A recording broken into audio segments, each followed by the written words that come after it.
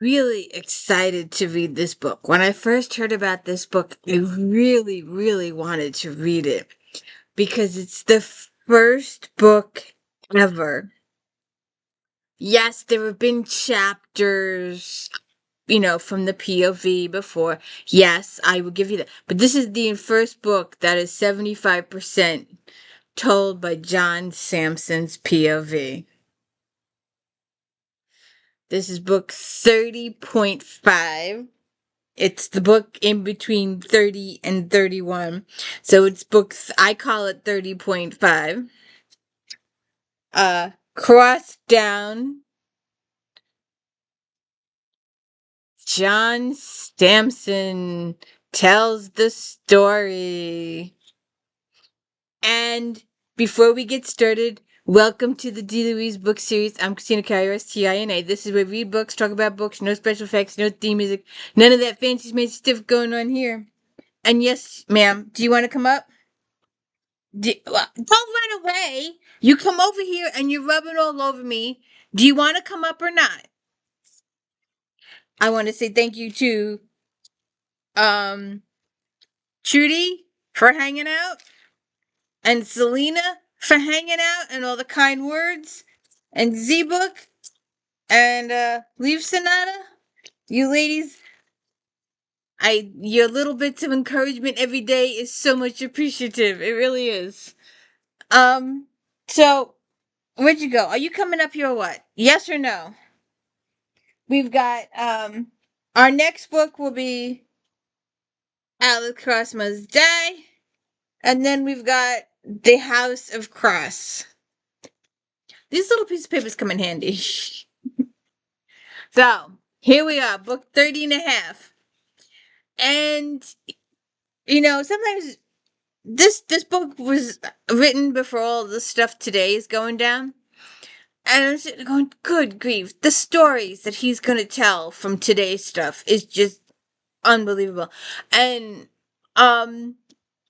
could be unbelievable. And the fact that stuff is happening today that's just good God. But anyway, we won't get into modern day stuff. We're gonna stick with the book. Fiction, that's right, fiction. Let's escape real life with fiction.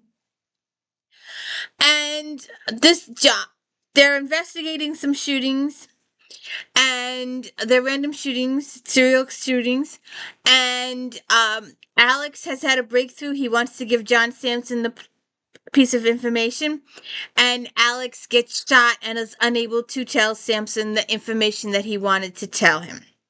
So Sampson has to handle the case by himself, and it turns out Sampson gets a call from a friend of his from his army days. You gotta come down and see me. I gotta talk to you. I can't tell you this stuff over the telephone. So Sampson goes down. He pays cash for his gasoline, pays cash for cars, pays cash for this. Doesn't want to leave a paper trail of any kind that he was even at the base. And he goes down to see his guy, and these women come up and they take him to a room off base. No windows, to do an interrogation. And mercifully, John gets out of that situation, but there's something going down, and it turns out it's something related to what Sampson did in Afghanistan a few years prior. And so he's investigating this. He ends up teaming up with Elizabeth Beacon, and they go over to Afghanistan. They find out some information, and they come back to the States, and it's just a mess. And the chapters, some of the chapters are a couple pages, some of the chapters are only one page, some of the chapters are only a paragraph. And when you get to the end, it's kind of hard, because you get the one chapter of like 12 sentences and stop. Next chapter, couple sentences. Next chapter, stop, go, stop, go, stop, go, stop, go, stop, go. It just gets going, and it's like you see one character do A, and then the next chapter is this one, and then the next chapter is that one. It gets a little much. So there is 437 pages. 163 chapters.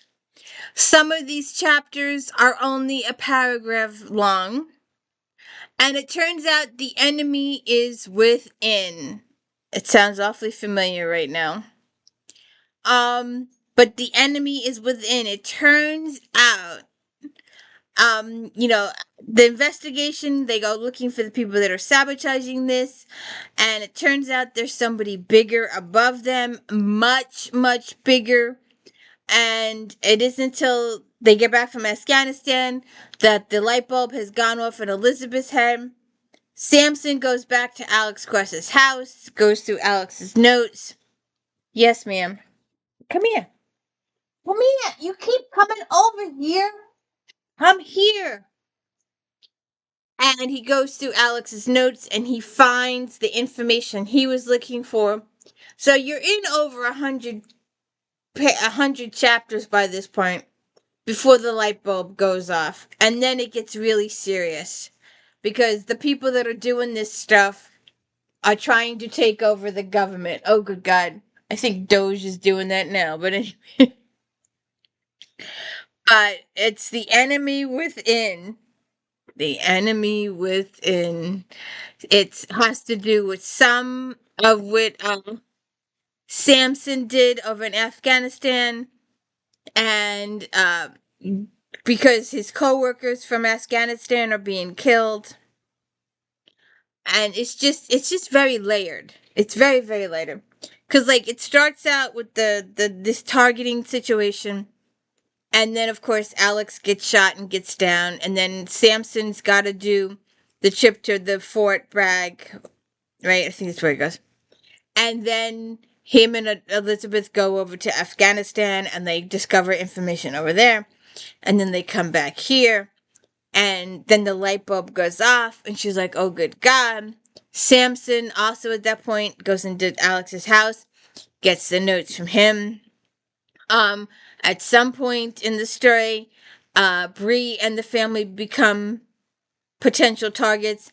Sampson tells them, "You need to get out of town and go someplace where only you know, that Alex wasn't aware of, that I am not aware of, that no one is aware of." She goes, and the little old lady across the street with the binoculars says, "You'll never guess who moved in down the street in the old so-and-so's house." And she tells her girlfriend, and a girlfriend tells a girlfriend, and another girlfriend tells a girlfriend. And the bad guys find out, and there's an attempt. No place is secure. You gotta watch your neighbors. I don't even know mine. Actually, my neighbor is deceased, and they're gutting his house, so there's been lots of banging on the walls and hammering going on over there. So, I'm anxious to see the place when it's all finished. It's going to be a long time. They just started a little while ago, so it may be several months, maybe longer before it's completed. We'll see what happens. But anyway, back to, it was interesting to get the point of view from Sampson. And we had Nana, Mama, and Allie, and Janie, and all the people, all the kids, Bree. Bree did, this was the only story in the book. There wasn't another story of merging dialogue. You know, like sometimes Alex will have a case and Bree will have a case. Sometimes they mesh. Sometimes they stay completely separate. In this particular case, it was just the one story that had just so many layers to it. You know, your first layer was the attacks, and then your second layer was John Sampson and the attacks on his co-workers from Afghanistan. It was the multiple plots, and you know the layering up of individuals doing all this stuff and calling all the shots. And it gets a little scary there for a while, but then like the end, you're in a major highway going 70 miles an hour. But it's just, it kind of, really can't think of it. But some of the chapters towards the end here are really short. You know, just a couple of paragraphs, and then that's the end of the chapter. So you get to kind of stop, go, stop, go, stop, go, stop, go. But anyways, so that's really it. The enemy is inside, and the it's hard to say it without spoiling the ending because you don't see it till it's too late. Who the bad guy really is, and the bad guy.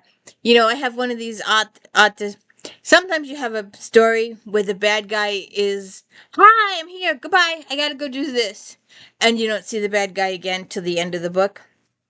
This bad guy is in almost every chapter. He's that frequent a visitor to the book. That frequent almost every couple of chapters. He's in the book. He's a constant presence. So he's right under your nose. So you'll have to see if you figure it out.